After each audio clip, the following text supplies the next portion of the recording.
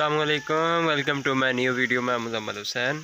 आज डेट क्या है जी? डेट है जी 10 अगस्त 2023। तो कल रात से माशाल्लाह काफ़ी ज़्यादा बारिश हो रही है। गर्मी थी, गर्मी काफ़ी ज़्यादा थी।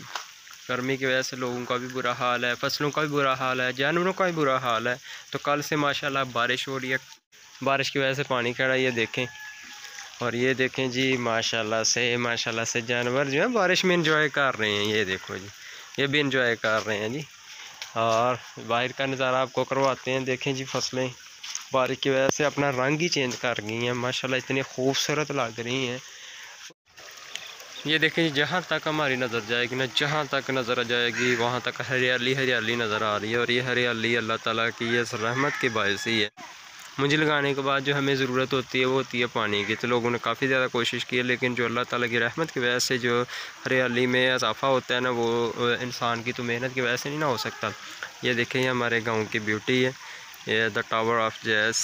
ये देखें जी, माशाल्लाह इसकी वजह से भी गांव की खूबसूरती में इजाफा हो। ये देखें, जहाँ तक भी देखेंगे हरियाली हरियाली आपको नज़र आ रही होगी। ये सिर्फ अल्लाह ताला की रहमत की वजह से है। तो ये देखें जी, माशाल्लाह बारिश की वजह से नज़ारा ही एक अजीब होता है, इतना खूबसूरत